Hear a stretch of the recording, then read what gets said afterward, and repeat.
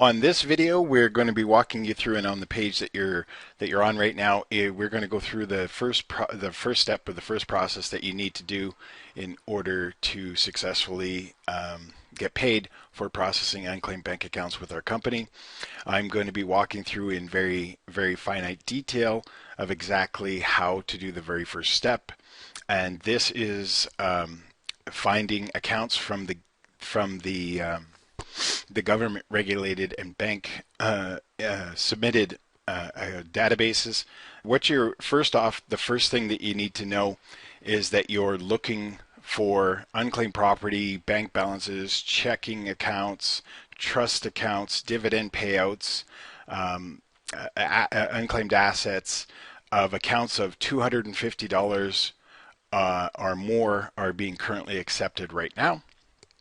So knowing that, every other account, which are the majority, are less than $250, so you could just ignore those. So as you can see below the video here, there are several different databases, and we update this on a monthly basis of the databases that we are currently accepting accounts of $250 or more from. As you can see, the Bank of Canada, the Texas database, the state of Texas, the state of California, the state of Utah database, the Tennessee database, and the state of Illinois database. To access any of these databases, which I'll demonstrate thoroughly here and walk you through this so that you're prepared for the next step, which would be submitting a claim to the accounts that you want to process and get paid 10% of the claimant the unclaimed asset, and you just simply click the links below to access each separate database. It'll open up into a new page, as you'll see in a moment, to be able to do that. So what we're going to do is the very first one is the Bank of Canada. It'll bring you to a page that looks like this.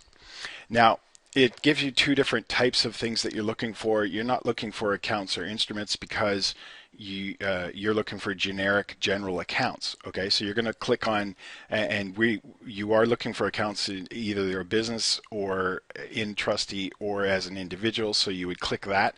It'll bring up a search bar, and you're not looking for a specific name. We don't provide assignments other than how to access the database. So you're looking for any names. Now remember that each one of these databases has millions of unclaimed balances and the majority of them are less than $250. Okay, so you can punch in any name here, and as a memory jog, I guess, or a way to come up with names to punch in, you're just punching in last names that will give you the best results for the most searches per inquiry.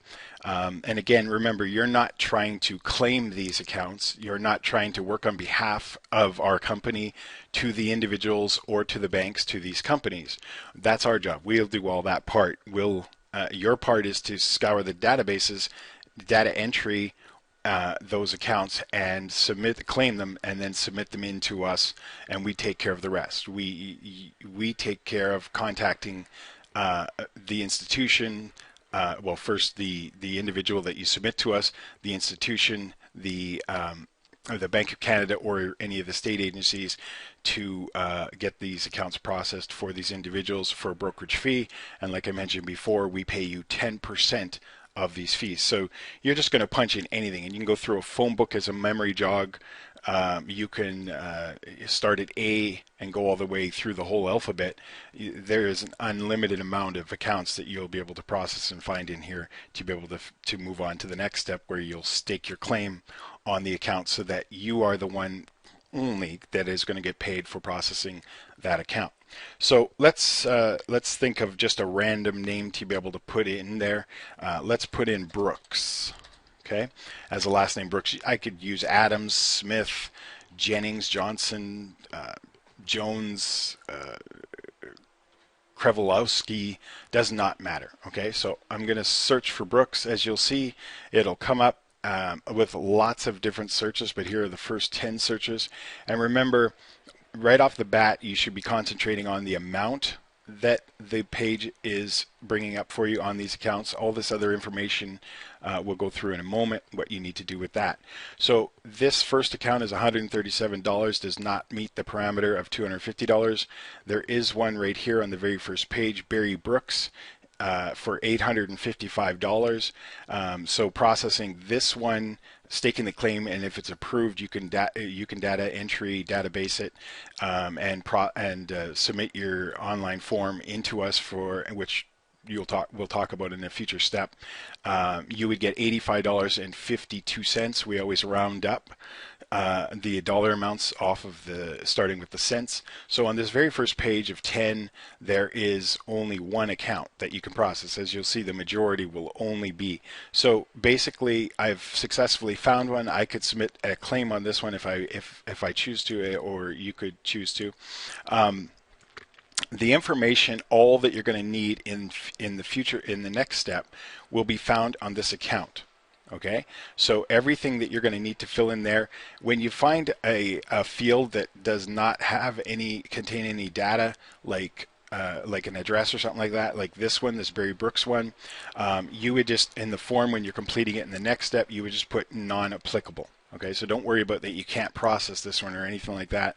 You can process this one, and you get, if approved after staking your claim in the next step, you get paid $85.52. Not too bad for, as you've seen in this video, for about 5 or 10 minutes of work. Okay, so you'd need to jot down that information, copy and paste it, create a database, a spreadsheet, or if you're going through these videos in step-by-step formula, you would already have your forms in hand, and you'd be able to start databasing that. So the first part of as you can see at the top here, it lists off everything that you need to find. So like when you're filling out the processing form, which I'll do in detail on the next step, in staking your claim, you would need this account number, and in the next step after that, you would need to complete all of putting in this other information here. So you'd need to copy and paste this however you're organizing your processing day-to-day activity. Okay, now as you can see, there's pages. This is only page 1 of 25, just under this one name. Okay, I'll go to the second page just to show you that there is multiple different types of accounts. Hopefully we find one. We do. The first one not. There's one for $1,045. There's one for $2,050, $445, $35, $125. Those don't qualify. $881, they do. So we're pretty successful on this name, but you'll find it's not difficult to go through a lot of accounts to find. Here's another one for $941. Maybe we'll get lucky on this tutorial and find a really big one. But obviously, finding a $1,000 account like this, or $1,100 account, you're going to get paid $110 for when you complete the full process between searching like I have shown you here in the next step, filling out the form and making your claim on that account, so that you are going to be designating guaranteed the payout so that no other processor can complete it. And then third, databasing or submitting databasing into the online processing form, and then completing it and submitting it in to us for payment. Okay, so not too bad for just a few minutes of work. I'll only go to page 5 just to give you just more of a breakdown. Something like this it says unknown. You absolutely can still process this one as long as it has a name, an account number. And obviously it's going to always have where the account came from. That's the bank. For instance, in this case, it was the Royal Bank of Canada in Toronto, Ontario. That's all. That would be, you would be able to process this one even just with the first initial. We take care of the rest from that point. Okay, so unfortunately, we didn't find any huge accounts. Now, just to let you know that we have had processors claim and be approved and successfully process accounts that were over $10,000. We've even had, on the rare occurrence, a couple over $100,000, and that's a $10,000 payment to them just for simply doing what I'm showing you on this page. Okay, so that was the Bank of Canada website. It gives you a basic demonstration on how to process or how to search, through the database at the Bank of Canada. Now, just to show you another one, I'm going to go to Texas, in the United States. It doesn't matter where you're processing this from as well. I'll note that for you. It doesn't matter if you're in Europe or South Asia or South America somewhere. As long as you're not from Antarctica, you're a processor with us. You could be from Canada. It doesn't restrict you. So you don't have to be from Texas to only go in the Texas database, or like the one I just showed you on the previous video from the Bank of Canada. You don't have to be a processor with us just from Canada and only look in that database. We have many of our processors, some of our biggest processors are from Canada, and most of the as you can obviously make sense, that 90% of all of the unclaimed asset accounts in North America are in the United States. So a lot of the Canadians or in Europeans and everybody find the accounts in the United States. So I just wanted to make sure that that was clear. So you're doing the same process here, and you're looking for, well, we'll stay on the same name, but the same procedure happens here with Texas. As you can see, I punched in Brooks again. Now, again, the same thing. You're looking for accounts of over $250, and the majority will not be. As you see, the first few 10 or so are not, but then I've come across one here that is for $1,027 to Amanda S. Brooks. Again, the information, the account file number is found there again. All of the information that you're going to need in the next step to complete everything after you've found accounts can be found here. So back to this Amanda Brooks account. All this you submit a claim on this one.